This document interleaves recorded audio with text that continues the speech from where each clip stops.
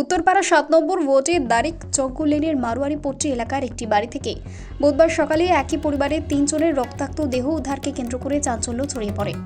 উত্তরপাড়া থানার পুলিশ ঘটনাস্থলে পৌঁছে দম্পতি ও তার শিশুকন্যাকে উদ্ধার করে উত্তরপাড়া স্টেট জেনারেল হাসপাতালে নিয়ে গেলে মা পায়েল চ্যাটার্জি বয়স 30 ও 5 বছরের শিশুকন্যা আদ্রিজাকে মৃত ঘোষণা করে চিকিৎসকরা। গৃহকর্তা কাশীনাথ চ্যাটার্জি বর্তমানে আশঙ্কাজনক অবস্থায় হাসপাতালে চিকিৎসাধীন। স্থানীয় পুলিশ সূত্রে জানা যায়, এদিন সকালে ঘরের মধ্যে বিছানার উপরে স্বামী, স্ত্রী ও শিশুকন্যাকে বিছানার উপরে রক্তাক্ত অবস্থায় পড়ে থাকতে দেখা যায়। 3 জনেরই গলায় ধারালো বস্তুর আঘাত ছাড়াও হাতের শিরা কাটা ছিল।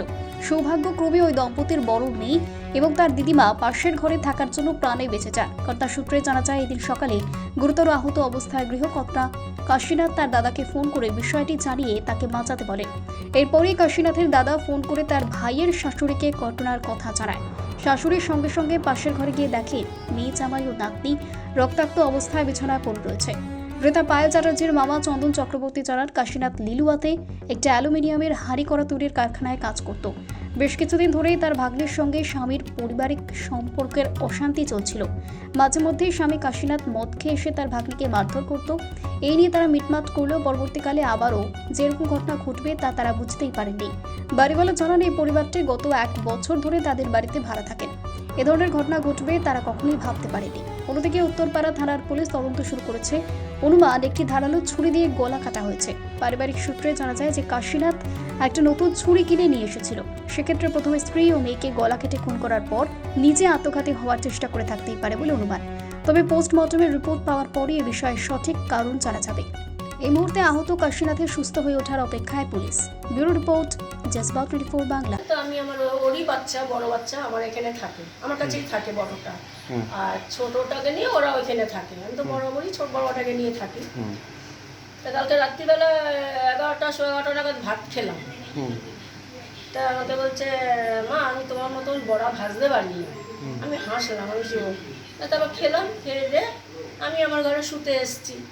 জানেন তো যে এই টেবিল ফ্যান চললে হয় না, কিছুই জানি না। আমাকে প্রতিদিন সকাল 7টার সময় জামাই ডাকে। আজকে কি হলো, কি দেখলেন?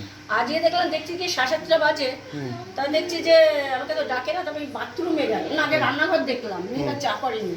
বাথরুম গেলাম নিয়ে, তখন ওই ঘরে গেলে দিয়ে দরজাটা খুলে দেখি ওই অবস্থা। কি অবস্থায় দেখলেন? ওইরকমই যেরকম দেখছেন আপনারা, ওরকম। ওর শরীরে কোনো আঘাত আছে ওদের? হ্যাঁ।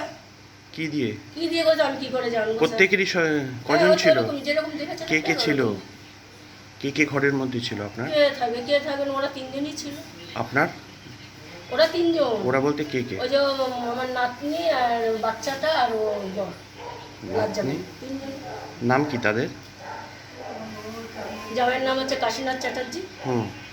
আর এই হচ্ছে মেয়ের নাম হচ্ছে পায়েল।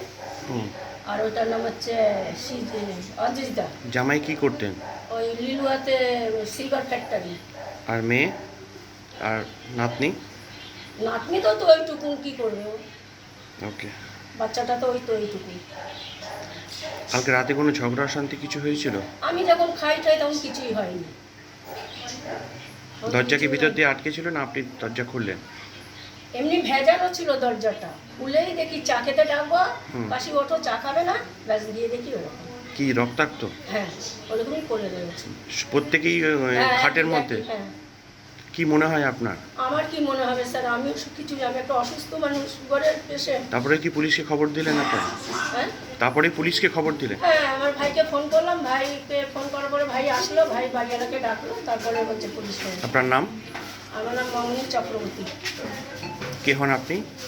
আমি নাজ্জামাই, নাতনি। 3 জনকে রক্তাক্ত অবস্থায় পাওয়া গেল, 2 জন মৃত। কি বলবেন গোটা ঘটনায়, কি মনে হচ্ছে? ঘটনা এখন আমরা কিছুই জানতে পারিনি ততটা। সকালবেলা খবর পাওয়ার পর উত্তরপাড়া থানার সবাই এসে এখান থেকে একই ফ্যামিলির 3 জনের ইনজুরি বলা যাবে, কারণ এখনও ডাক্তারের সার্টিফিকেট আমরা পাইনি। তাদেরকে নিয়ে হাসপাতালে শিফট করা হয়েছে, তদন্ত শুরু হয়েছে। এরপরে বিস্তারিতভাবে পেলে সেগুলো বলা হবে। এখনো পর্যন্ত এনকোয়ারি চলছে? হ্যাঁ, সবে শুরু হয়েছে। তো আমরা একটু আগেই শিফট করেছি ওদেরকে হাসপাতালে, কথা বলে দেখি।